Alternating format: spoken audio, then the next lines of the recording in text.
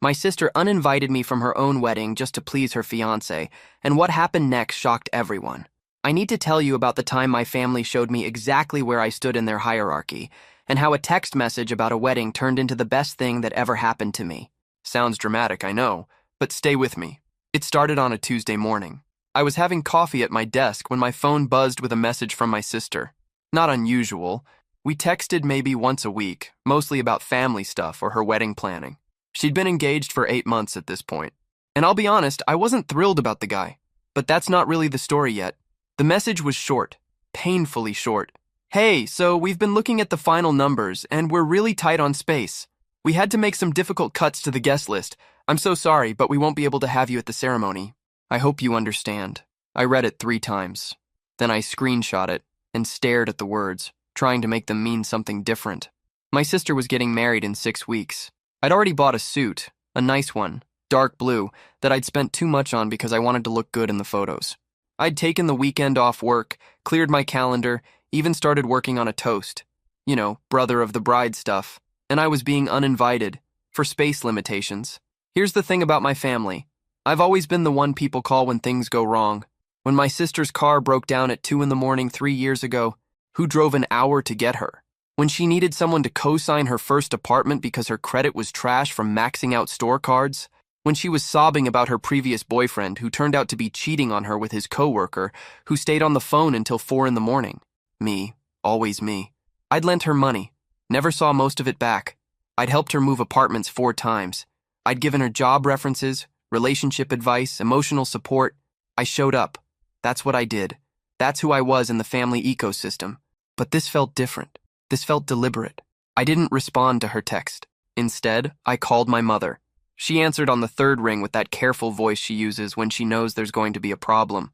I suppose your sister told you, she said, before I could even speak.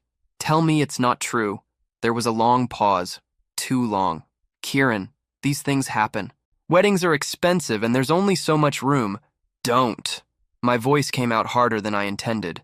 Don't insult me with the space excuse. They're having it at the Grand Harbor Hotel with the massive ballroom. I've seen the venue. I helped her research it, remember? So tell me what's really going on.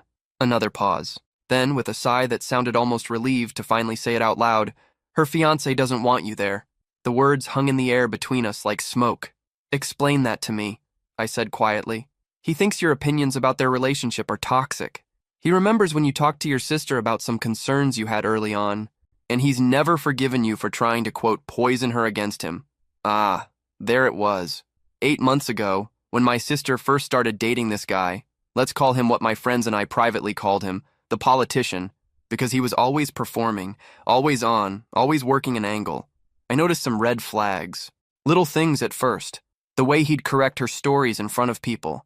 How he always needed to know where she was, who she was with. The time he got visibly angry because she didn't text him back fast enough during her work shift. I did what any concerned brother would do. I pulled her aside and gently, carefully, mentioned that some of these behaviors concerned me. Not even in a confrontational way.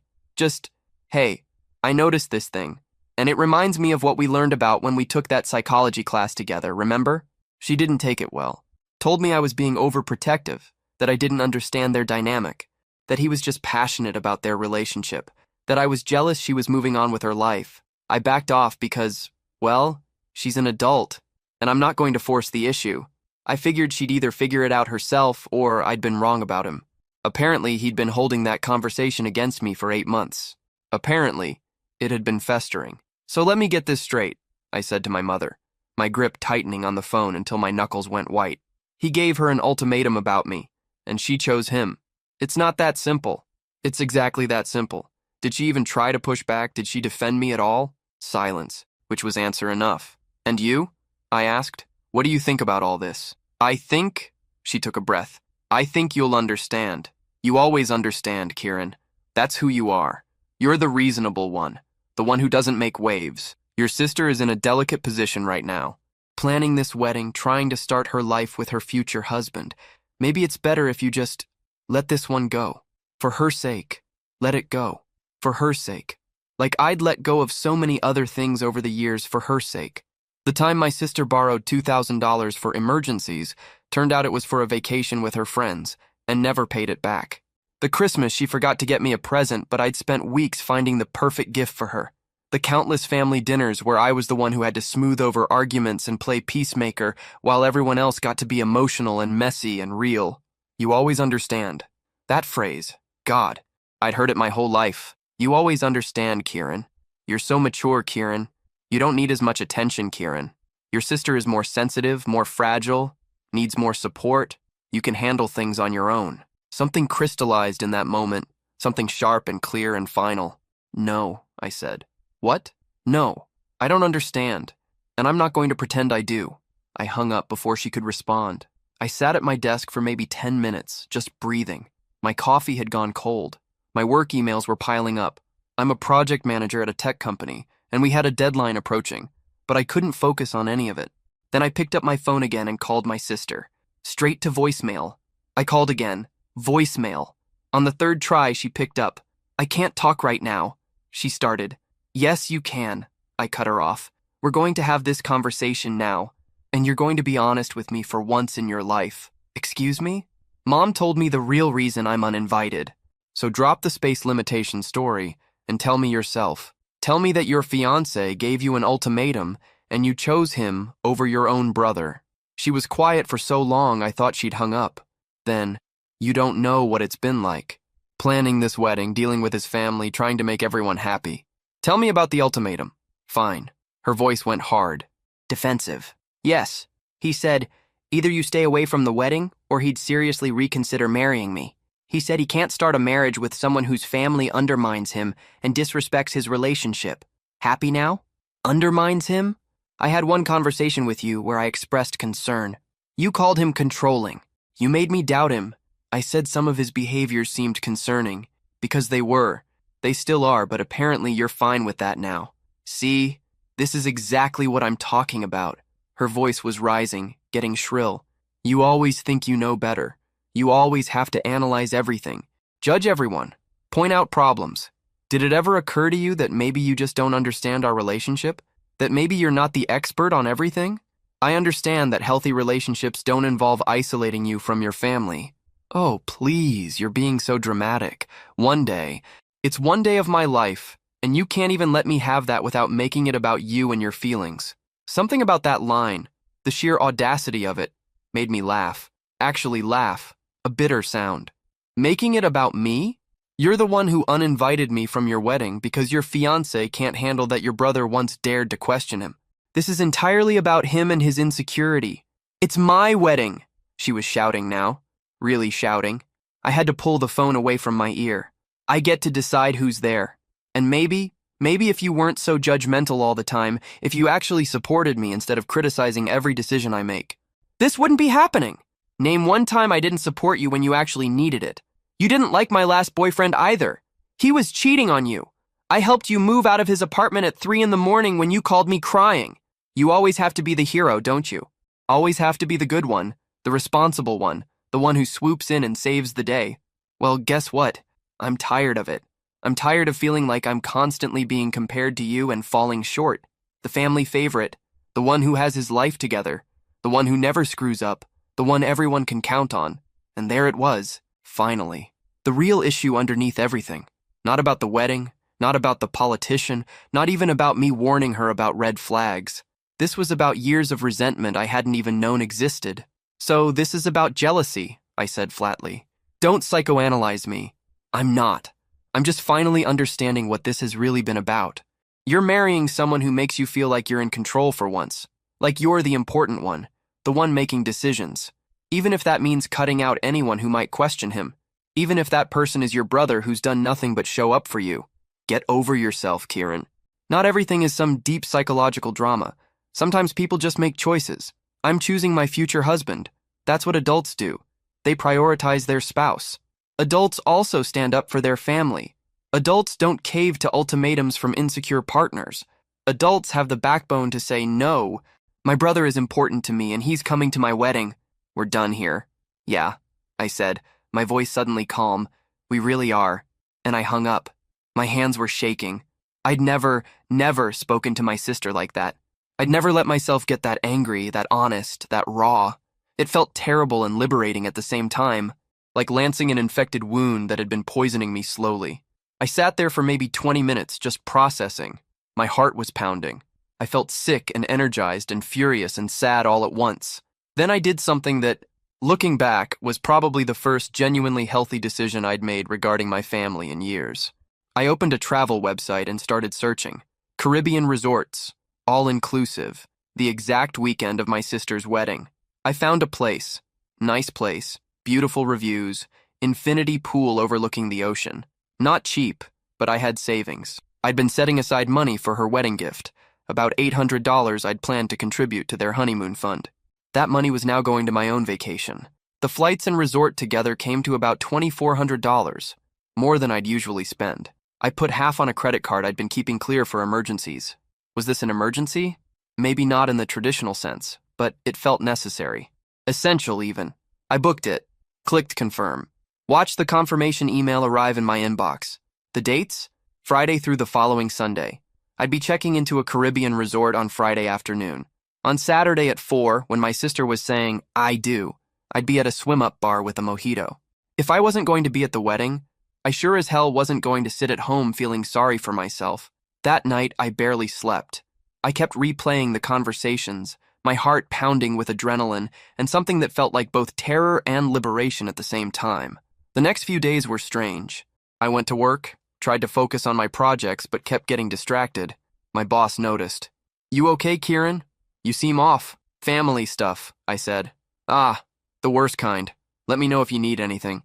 "Actually," I said, "I need to extend my time off next month. The weekend I requested, I need to make it a full week." He frowned.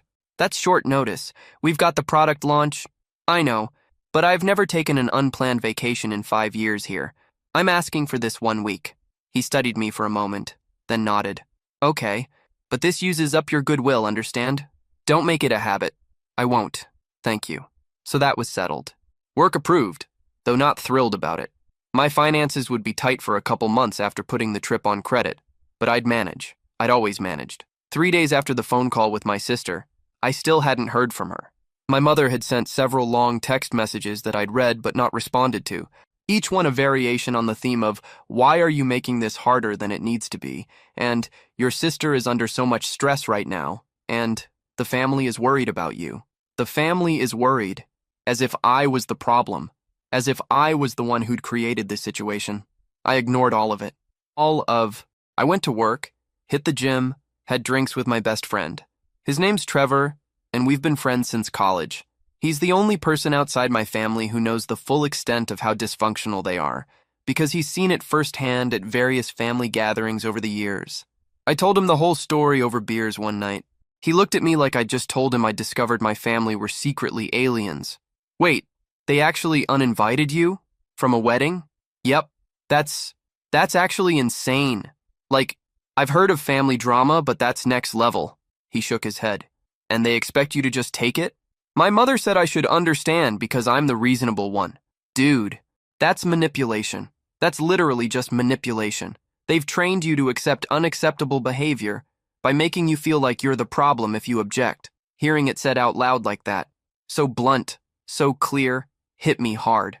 Yeah, I'm starting to see that. "So what are you going to do?" "I'm going to the Caribbean." His eyebrows shot up. "Seriously?" "Dead serious. I leave Friday morning, same weekend as the wedding. I'll be on a beach with a drink in my hand while they're doing the chicken dance." He started laughing, really laughing, the kind that makes other people in the bar look over. "That's amazing. That's actually amazing. Can I come?" "You're welcome to, but it's short notice and probably expensive." "Nah, I can't take the time off work anyway. But man, I support this choice 100%. You deserve it."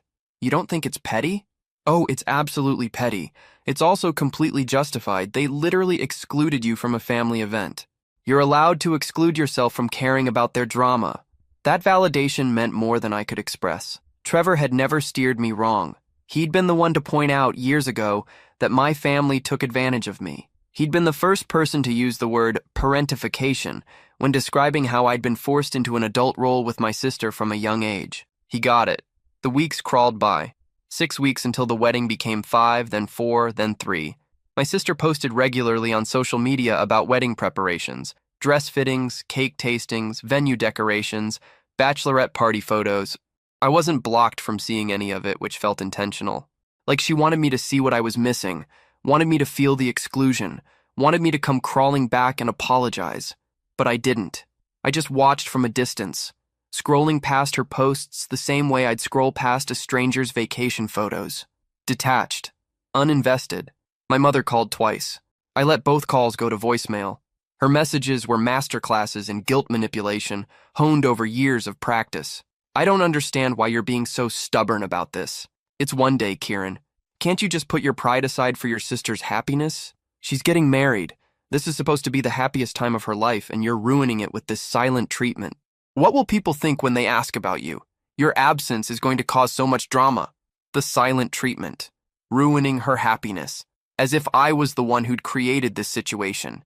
As if I'd been the one to issue ultimatums and exclude family members. I didn't respond to the voicemails. A week before the wedding, my cousin, her name's Ivy, and she's the one person in my extended family I actually liked, called me. "Hey, what's going on with you and your sister?" she asked without preamble. I gave her the condensed version.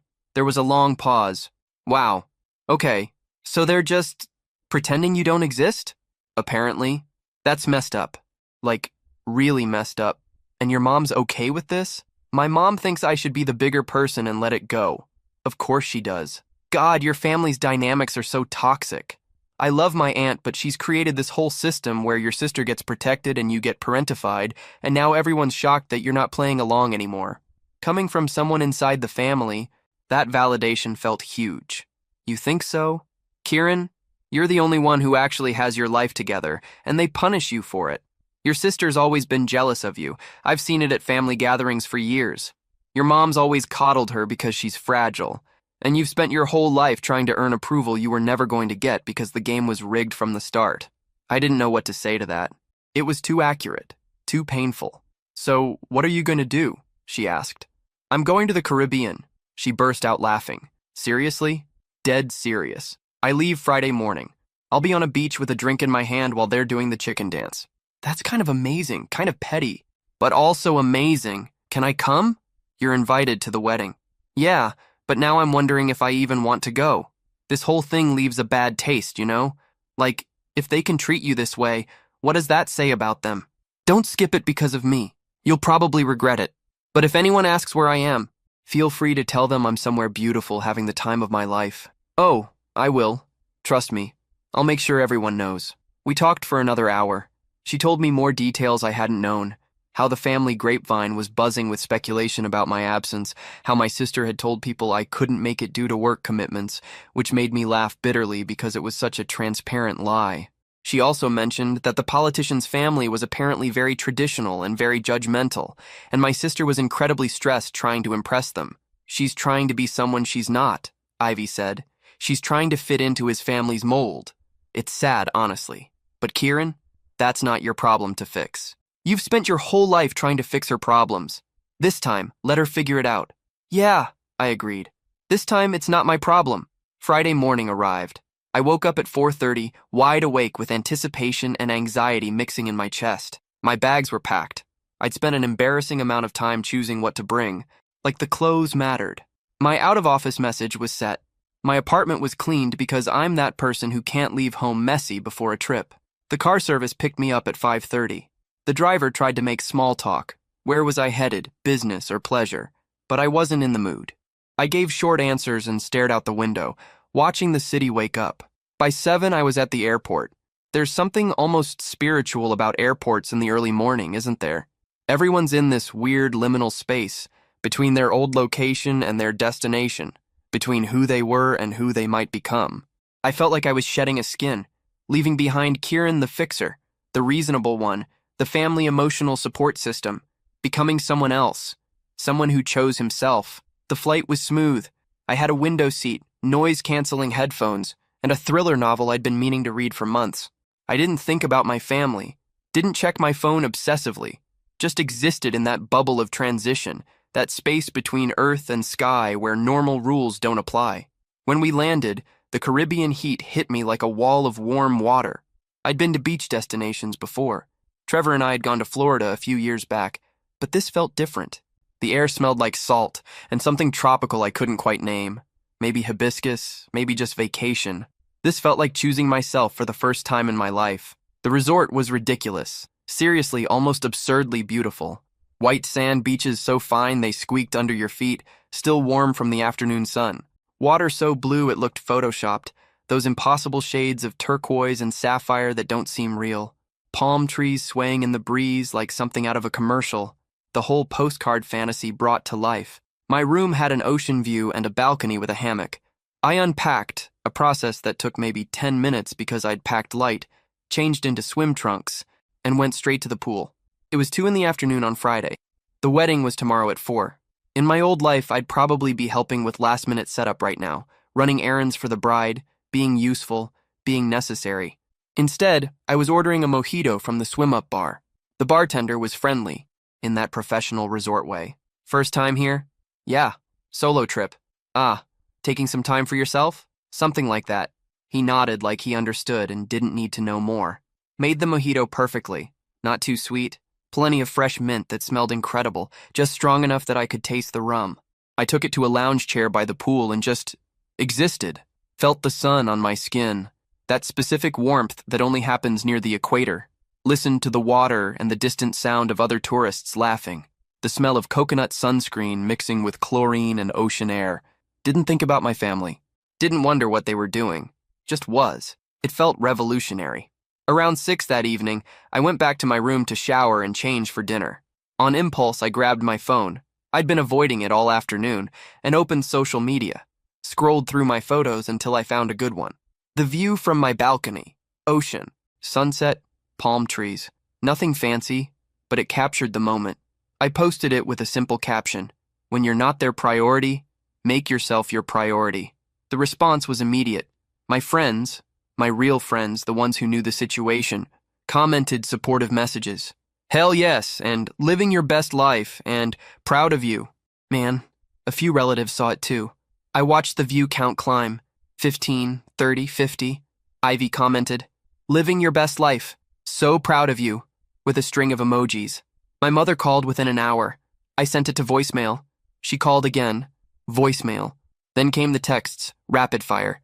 Kieran, this is incredibly inappropriate. Your sister is getting married tomorrow and you're posting vacation photos. Do you have any idea how this looks? People are asking questions. You're embarrassing the family. I raised you better than this. Take down those photos and stop being vindictive. I read them while sipping my mojito at the resort's nicest restaurant. I'd changed into a button-down shirt and actual pants. Wanted to feel fancy. I was sitting on the terrace overlooking the ocean, waiting for my table. The sun was setting, painting everything gold and pink. I didn't respond to my mother's texts, just silenced notifications from her and put my phone away. The restaurant was beautiful. White tablecloths, candles, sophisticated menu I had to Google half the items on. The host looked at me with something like pity when I said I had a reservation for one. Solo diner on a Friday night at a couple's resort. How sad, but I didn't care. I ordered the tasting menu and a glass of wine. Actually, 2 glasses of wine. It was that kind of night. Between the 3rd and 4th courses, some kind of fish with a sauce I couldn't pronounce but tasted incredible, I posted another photo. The beautifully plated food, the wine glass catching candlelight, the ocean dark but visible in the background. Caption, solo dining never tasted so good. More comments rolled in, more views. I could feel the ripples spreading through my family's social circle, could imagine the gossip texts flying back and forth. Did you see what Kieran posted? He's in the Caribbean while his sister's getting married. Can you believe him? Good. Let them talk. After dinner, I walked along the beach. The sand was still warm from the day's sun, and the sound of waves was better than any meditation app. I thought about tomorrow. The ceremony I wouldn't be attending, the reception I wouldn't be toasting at, the family photos I wouldn't be in, the suit I'd bought still hanging in my closet at home, tags removed, non-returnable, and I felt something I hadn't expected. Peace. Actually, genuinely peaceful. Like I'd been holding my breath for years and finally exhaled. That night I slept better than I had in months. No anxiety dreams about family drama, no waking up at 3 in the morning replaying arguments in my head. Just deep, dreamless sleep with the sound of the ocean through the open balcony door. The next morning, Saturday, the wedding day, I woke up naturally around 8. No alarm, just my body deciding it was time. I ordered room service breakfast, pancakes and fruit and coffee, eating on the balcony in my pajamas because when else do you get to do that? The ocean stretched out endlessly in front of me, and somewhere back home my sister was probably getting her hair and makeup done, surrounded by bridesmaids and family and all the chaos of a wedding morning. And I was here, in paradise, by choice. I took my time getting ready for the day. I'd booked a massage at the spa for 11, my first professional massage ever, which seemed ridiculous at age 32, but I'd always been too busy taking care of everyone else to take care of myself. Then I was planning to spend the afternoon at the beach, maybe try snorkeling. The massage was incredible. The therapist worked out knots in my shoulders I didn't even know I had, the kind of tension that had been building for years. I nearly fell asleep on the table, that deep relaxation where time stops mattering. At 4, the exact time my sister was walking down the aisle, I was at the beach, towel spread out, book in hand, drink from the beach bar nestled in the sand beside me. I checked my watch when 4 o'clock arrived, thought about her saying, "I do." Thought about my mother in the front row, dabbing at tears. Thought about the politician looking smug. And I turned the page in my book and kept reading. Around 6, my phone started buzzing. Not crazy, but enough to notice. I ignored it. Whatever was happening back home, it wasn't my problem. Not anymore. I had dinner at a different restaurant that night. Mexican place with live music. Sat at the bar and chatted with another solo traveler about nothing in particular. Went back to my room around 10, pleasantly tired, pleasantly buzzed, pleasantly alone. That's when I checked my phone. 17 missed calls, multiple text messages, voicemails I didn't listen to. Something had clearly happened. I called Ivy. She picked up on the first ring. "Thank God," she said. "I was hoping you'd call. What happened?" "Kieran, the wedding was a disaster. Like, an absolute disaster. My stomach did something complicated." "What do you mean?" "Okay, so the ceremony itself went fine. Your sister looked beautiful, he looked like himself, whatever. But the reception..." She paused, and I heard her take a breath. "His family was there. These very traditional, very formal people. And throughout the evening, several of them kept asking about you. Where's the bride's brother? It's unusual not to have the brother there. Is he okay? Okay. And your mom? Bless her heart, she tried to deflect. Said you couldn't make it? Work obligations. Very last minute. But I think someone, might have been me, accidentally on purpose, mentioned that you'd actually been uninvited. And that's when things went sideways." I sat down on the balcony. "Keep going." "So apparently one of his aunts overheard this and made some comment about how strange it was to exclude family, how that didn't seem very loving. And your sister, who was already stressed and had definitely had too much champagne, kind of lost it, started getting defensive and emotional, saying you'd been unsupportive of their relationship." Jesus, it gets worse. "The politician tried to defend her, but in the process basically admitted that he'd pushed for your exclusion. Said something about how you'd tried to undermine their relationship, and he couldn't have that negativity at their wedding. His parents overheard this, and Kieran, they were furious. Why? Because apparently he'd told them you couldn't come because of work, that you were traveling for business and sent your regrets. Finding out that wasn't true, that he'd actually demanded you be excluded, it made them really angry. His mother is apparently very traditional about family. She didn't like that he'd lied, and she especially didn't like that he'd made your sister choose between her brother and him. So what happened? They had this huge argument. Your sister and the politician, right there at the reception. She was crying, he was getting defensive and angry, guests were definitely noticing. They left early, like by 9:30. The reception was supposed to go until midnight. People were talking. I didn't know what to say. Part of me felt vindicated. Part of me felt sick. Part of me just felt sad. "Are they okay?" I asked, even though I wasn't sure I cared. "I don't know. I heard through the grapevine that they were fighting at their hotel. Like seriously fighting. Guests complained about the noise, and..." She hesitated. "I heard they might have separated. Like, left to different places? But I can't confirm that. The family group chat is going crazy, though. Everyone's freaking out." "Wow." "Yeah, wow. So, how's the Caribbean?" I looked out at the ocean view from my balcony, at the stars starting to appear in the darkening sky. "It's beautiful," I said honestly. "Good. Stay there. This mess isn't your problem to fix. Don't let them guilt you into coming back and playing therapist. I'm not planning to." "Good. Because I guarantee your phone's going to blow up with people trying to get you to come back and smooth things over. Don't do it. Let them deal with the consequences of their choices for once." We talked for a few more minutes before I had to go. She filled me in on more details, how various relatives were reacting, how my mother looked stressed, how even the politician's family seemed uncomfortable with the whole situation. After we hung up, I sat on the balcony for a long time, processing. The stars came out fully, more stars than I'd seen in years living in the city. The ocean was a dark mass with moonlight dancing on the waves. My sister was probably in a hotel room somewhere, possibly alone, her wedding day ending in disaster. My mother was dealing with questions and gossip, and I was here, letting the consequences unfold without trying to shield anyone from them. It was the hardest and easiest thing I'd ever done. The next few days were peaceful in a way I'd never experienced. I snorkeled and saw tropical fish in colors I didn't know existed. I read 3 books. I ate good food. I slept deeply. I didn't post anything else on social media. I didn't need to prove anything anymore. Just existed in this bubble of vacation time where my family's drama couldn't reach me. On the 3rd day, I was at the pool bar around noon. My liver was going to hate me after this trip, when a woman sat down a few stools away. She was probably in her 40s with graying hair pulled back, reading a book but occasionally looking up at the water. We made eye contact. She smiled. Beautiful, isn't it? Best decision I've made in a while. Solo trip? Yeah. You? Same. Needed to get away from, well, everything. She flagged down the bartender, ordered a margarita. I'm sorry, I don't mean to pry, but you look like someone who's either escaping something or processing something big. I laughed despite myself. Is it that obvious? I'm a therapist. Reading people is kind of my thing. I'm also supposed to be on vacation, which means I'm trying not to therapistize everyone, but old habits. She smiled self-deprecatingly. I'm sorry, I'll leave you alone. No, it's okay. And yeah, you're right, I'm processing. Want to talk about it? Completely off the record, obviously. Sometimes it helps to tell a stranger. So I told her. The whole thing. The exclusion, the confrontation, this trip, and now the wedding disaster I was hearing about through my cousin while sitting at a beach bar.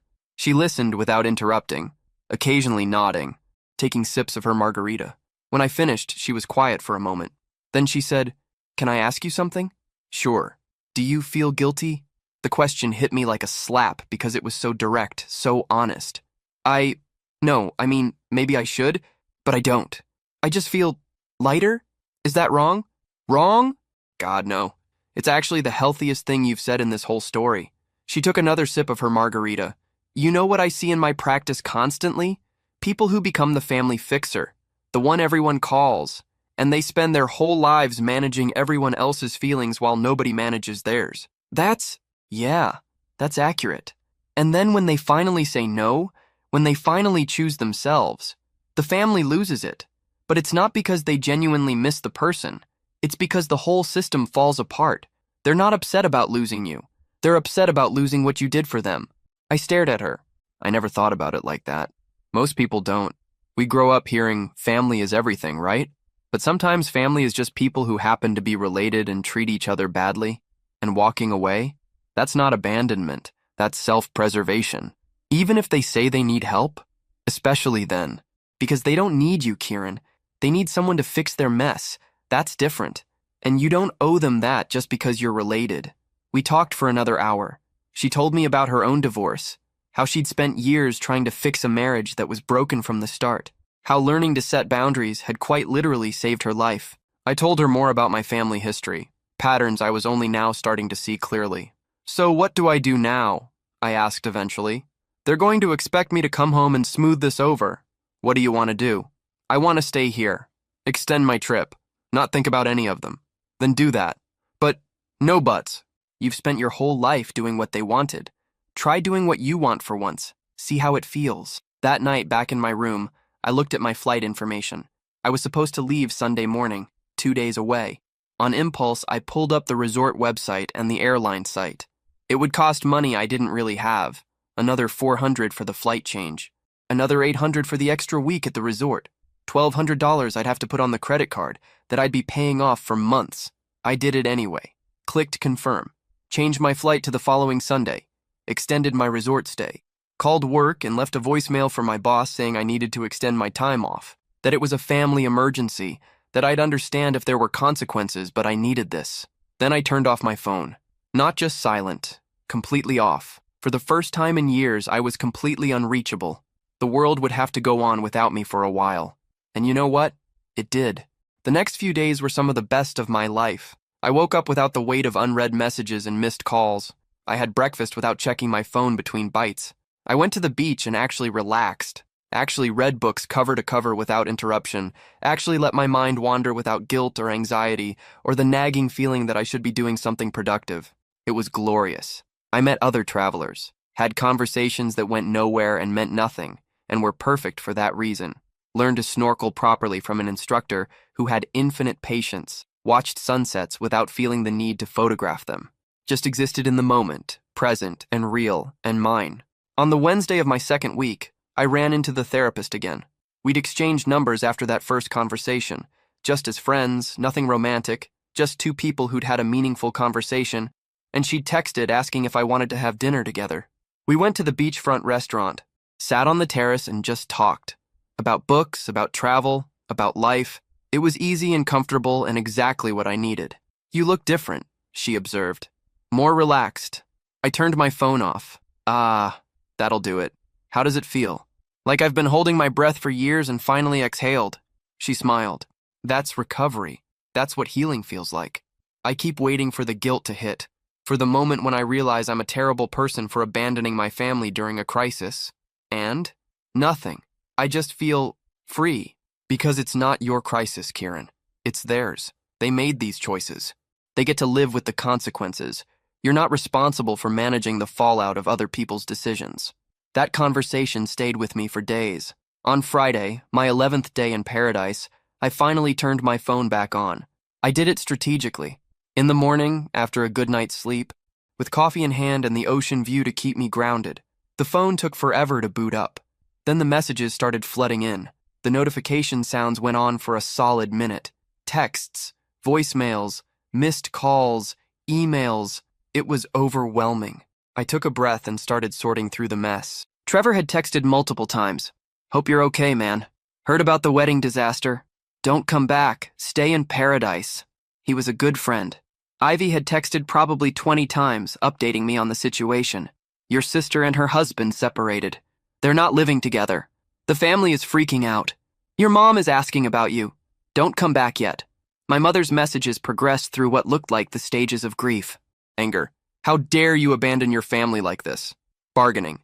"If you come back now, we can all sit down and talk about this rationally." Depression. "I don't understand how I raised such a selfish son." And finally, weirdly, something like acceptance. "Fine, stay there. We'll handle this without you." My sister's messages were complicated. They started desperate. "Please call me. I'm drowning here. I need my brother." Then turned angry. "I can't believe you're doing this to me. You're so selfish." Then got bizarre. "Everyone's asking about you, and I don't know what to tell them." But there was one message from Ivy, sent 3 days ago. That caught my attention. "Your sister admitted something huge. Call me when you can." I called her. She answered immediately. "You're alive." "Barely. What happened?" "Oh man. Okay. So after the disaster of a reception, things got worse. Way worse. Your sister and the politician have been fighting constantly. Screaming matches at their hotel. They went home separately. She went to her place, he went to his. They haven't lived together at all since the wedding. It's been 3 days, Kieran. 3 days of marriage and they're already separated." Jesus. But here's the thing. There was this family dinner 2 nights ago. Without you, obviously. And your sister just broke down, started crying and admitted she's always been jealous of you. Said everyone always liked you better, that you were the successful one, the responsible one, the favorite. My chest tightened. She said that? Word for word. She said she spent her whole life competing with you and losing, and that when the politician gave her the ultimatum about excluding you, part of her wanted to do it anyway.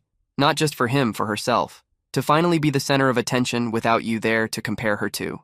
I sat down on the balcony. The beautiful view suddenly felt very far away. "Kieran? You still there?" "Yeah, I'm just processing. There's more." After she said all that, the politician got really defensive. Started saying he'd only suggested excluding you, that she'd been the one who really wanted you gone. They started arguing about whose idea it really was. And his parents were there. Remember? They finally saw him for what he is. Manipulative. Willing to throw his new wife under the bus to save face, all of it. So what now? Now? Your sister's back at home, staying with your mom temporarily. The politician is at his own place. The marriage lasted 3 days before they separated. 3 days, Kieran. Everyone's saying they're going to divorce. His mother actually called your mom to apologize. Said if she'd known how toxic her son was, she would have talked your sister out of the wedding. 3 days. The marriage had lasted 3 days. Is she going to apologize to me? I asked. I don't know. She says she wants to talk to you. So does your mom. They both seem, I don't know, different? Like they're finally seeing the dysfunction. Your mom actually admitted to me that she's always protected your sister because she seemed more fragile, that she expected you to just understand because that's what you always did. We talked for another 30 minutes. She filled me in on more details, the social fallout, the family gossip, how even distant relatives were taking sides. It was a mess. A complete, total mess. After we hung up, I sat on the balcony for a long time. The sun was setting, painting everything in golds and oranges. I thought about my sister. Her marriage in ruins after 3 days, finally confronting her own role in the disaster. I thought about my mother, finally seeing the patterns she'd created. I thought about how I'd spent 32 years trying to be perfect enough to earn their unconditional love, never realizing the game was rigged from the start. And I thought about the therapist telling me I wasn't running from the wedding. I was running from the guilt they'd trained me to feel. She was right. I spent the rest of my vacation, 3 more days, just being, existing, thinking, but not ruminating, feeling, but not drowning. When I finally flew home the following Sunday, I felt different. Fundamentally, irrevocably different. The flight back was smooth. I had a window seat again, watched the ocean disappear beneath clouds, then land appear, coming back to reality. But I was bringing something with me, that peace I'd found, that certainty that I'd made the right choice. When I landed, I didn't go straight home to my apartment. I went to a coffee shop nearby, sat in a corner booth, and composed a message. One message, sent to the family group chat I'd been avoiding for 2 weeks. I'm back, but things are different now. I love you all, but I won't be the person I was before. I won't be available to fix every problem or manage every emotion. I won't accept being treated as less important or less valued. I won't be excluded and then expected to understand.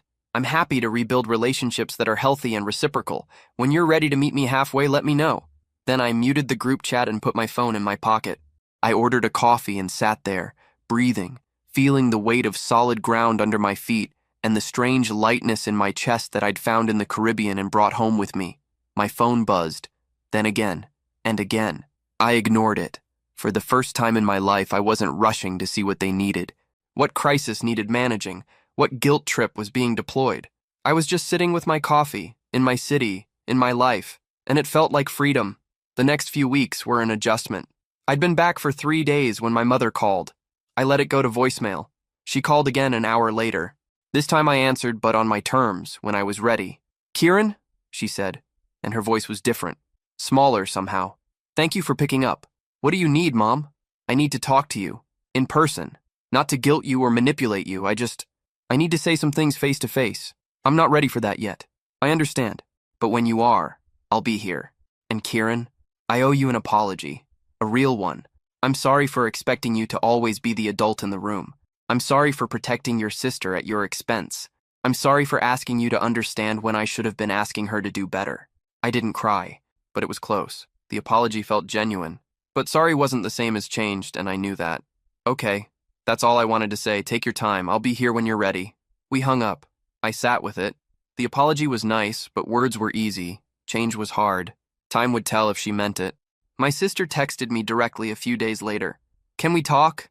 I responded, not yet. She replied quickly, I understand. I'm so sorry, Kieran, for all of it. I'm getting help, individual therapy, and I'm filing for divorce. The marriage lasted 3 days before we separated. 3 days before I couldn't pretend anymore. He's not who I thought he was. You were right about everything. I stared at that message for a long time. 3 days. The marriage had lasted 3 days. I wrote back, I'm glad you're getting help. I'm in therapy too. Maybe someday we can have a relationship again, but right now I need space. I get it. I love you. I know. And that was that. No dramatic reconciliation. No tearful reunion over coffee. Just 2 people acknowledging damage and choosing to work on themselves separately before they could work on anything together. True to my word, I started therapy the following week. Found someone who specialized in family systems and boundaries. Her name was Dr. Paulson, and in our first session, she asked me to describe my family in 1 sentence. I'm the designated emotional janitor, I said. She nodded like she'd heard it 1,000 times before. Let's unpack that. And we did. Over weeks and months, we unpacked years of dysfunction. The parentification, being forced into an adult role with my sister from a young age. The golden child, scapegoat dynamic, me getting the responsibility but my sister getting the protection. The learned guilt, being trained to feel bad for having needs or setting boundaries. I cried in her office more times than I can count. Worked through anger I didn't know I'd been carrying. Learned that phrases like, "you always understand," weren't compliments. They were tools of manipulation. It was hard. It's still hard, but it's necessary. I redirected energy toward friendships that actually fed me instead of draining me. Trevor and I started a weekly dinner tradition. Just two friends. No agenda. No drama. I reconnected with college friends I'd lost touch with because I'd been too busy managing my family. Started dating. Nothing serious yet, but it felt good to put myself out there without the constant weight of family dysfunction. I picked up hobbies I'd abandoned. Started rock climbing at a gym near my apartment. Joined a book club. Learned to cook more than just basic pasta. Built a life that was mine, not a life defined by who needed me and when. Work had consequences, like my boss warned. I didn't get the promotion I'd been angling for. It went to someone else, someone who'd been there the whole time during the product launch while I was extending my Caribbean vacation. Fair enough, I'd made my choice, but my boss also seemed to respect that I'd finally set a boundary, that I'd chosen myself. In a weird way, it improved our relationship. He stopped treating me like someone who'd always say yes and started treating me like someone with limits, which was healthier for both of us. The credit card debt from the trip was real. I paid it off over 6 months, budgeting carefully, skipping some luxuries. But every time I made a payment, I didn't resent it. That money had bought me something priceless, my self-respect back. 3 months after the Caribbean, Ivy invited me to her birthday dinner. Will it be awkward? I asked. Your mom and sister are coming. Probably. But so are a lot of other people, and I really want you there. You can leave if it gets weird, but I'm hoping it won't be that bad. They both seem like they're trying to change. I went. Arrived a little late on purpose so I wouldn't have to do awkward small talk while waiting for others. The restaurant was crowded, noisy, full of Ivy's friends and family. I saw my mother across the room. We made eye contact.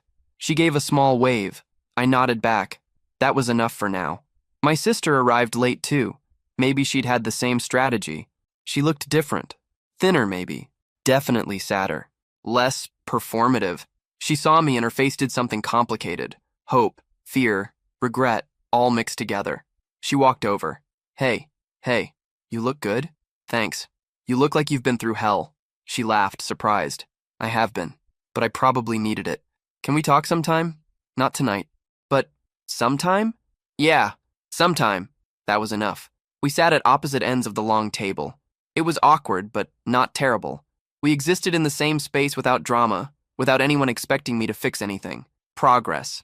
6 months after the wedding, after the dust had settled and the gossip had mostly died down, things had reached a new equilibrium. Ivy mentioned in passing that the politician had moved back in with his family.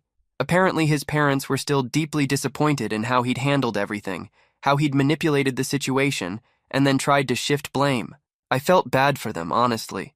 But that wasn't my burden to carry either. Around that same time, I got a letter in the mail. Actual paper in an envelope, with a stamp, from my sister. I almost didn't open it, almost threw it away, not ready for whatever guilt trip or manipulation might be inside. But curiosity won.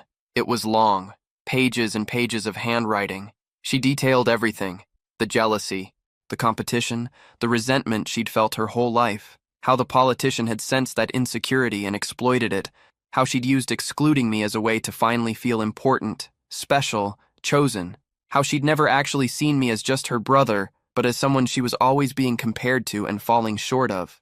The marriage lasted 3 days, she wrote. 3 days before we separated. I'm filing for divorce. The whole thing was a mistake from the beginning. You were right about him.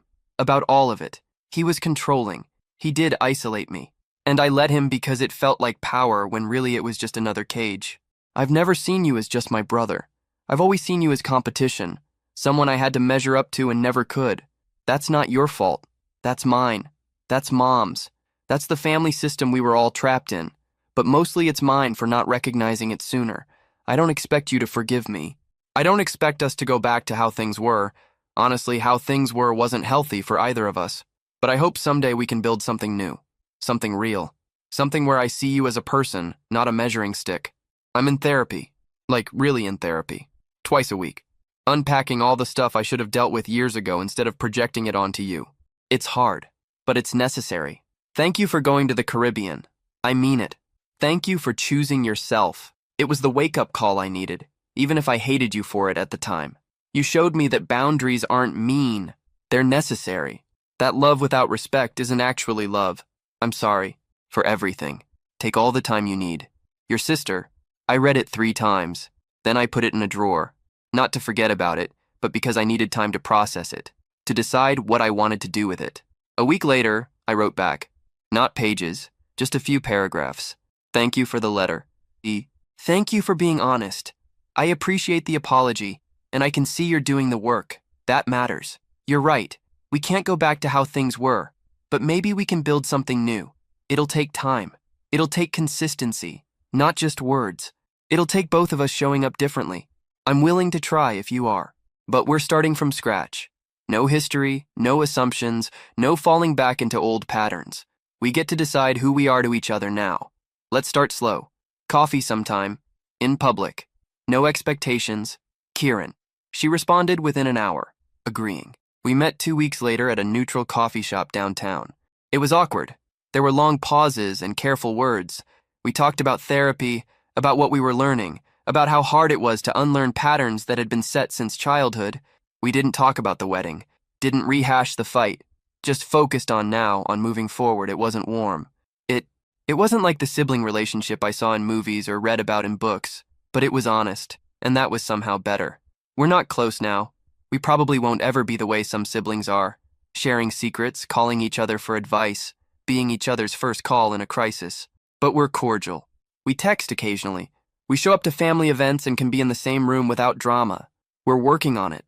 And most importantly, we're doing it on terms that work for both of us, not just her. My mother and I are still figuring things out. She's apologized more times, in person, in writing, through Ivy. She's acknowledged her role in creating the dysfunction, in protecting my sister at my expense, in expecting me to always be the mature one. But patterns don't change overnight, and I'm cautious. We have dinner once a month now. Surface-level stuff mostly. Weather, work, books we've read. I don't trust her with the deep parts of me anymore. Maybe I will someday. Maybe I won't. And I'm okay with either outcome. The extended family gradually learned that I wasn't coming back as the fixer. Some relatives got it, some didn't.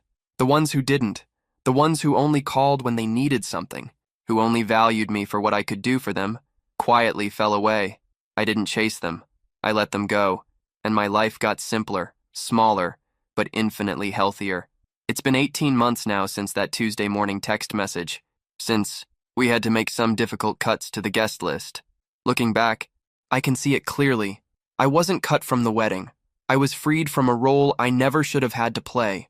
The responsible one, the fixer, the person who always understood, always accommodated, always bent until he nearly broke. That version of Kieran doesn't exist anymore. The one who does exist, the one writing this, the one who chose 3 weeks in paradise over silent suffering, the one who said no and didn't apologize for it, he's a lot happier. Last month, I went back to that same resort.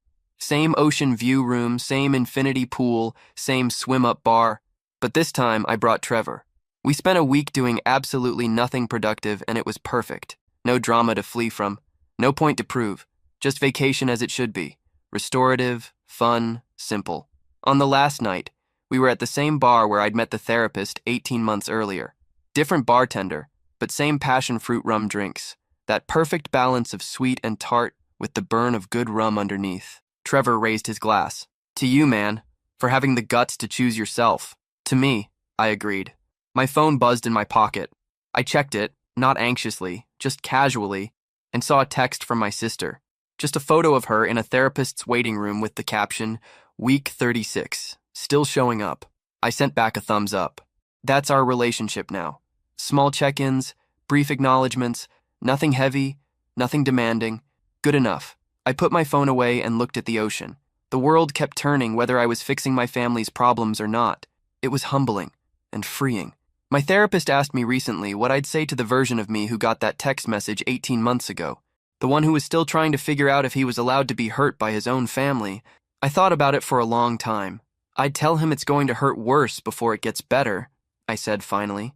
That choosing himself will feel wrong at first, like he's betraying everything he was taught about family and loyalty and sacrifice. That people will call him selfish, dramatic, vindictive. That his mother will cry and his sister will rage and relatives will whisper. And, she prompted, and I'd tell him to do it anyway. To book that flight, to post those photos, to turn off his phone, to let them figure it out without him for once. Because on the other side of that discomfort is a life where he gets to be a person instead of a function. She smiled. That's beautiful growth. Yeah, well, it took an expensive Caribbean trip and a lot of therapy to get here. We both laughed at that. But it's true. Every word. If I could go back and talk to that version of myself, the one staring at his phone in disbelief, wondering how his own sister could exclude him, I'd tell him that being excluded was the best gift she ever gave him, because it forced him to finally see what was always there. A family system built on his silence, maintained by his compliance, functional only when he was perpetually uncomfortable. I'd tell him that the guilt he feels isn't real. It's learned, it's programmed, and it can be unlearned. I'd tell him that some relationships are worth fighting for, but only after you've learned to fight for yourself first. And I'd tell him that 18 months from now he'll be standing on a balcony in the Caribbean. Again, by choice this time, feeling more at peace than he's felt in his entire life. That's worth everything. That's my story. How a text about space limitations at a wedding turned into the catalyst for the best decision of my life. It's messy and complicated, and not a fairy tale ending where everyone learns their lesson and we all live happily ever after. But it's real, and it's mine. And I'm finally okay with that. These days, my phone is just a phone. It doesn't control my life. I don't jump every time it rings. I don't feel guilty for letting calls go to voicemail.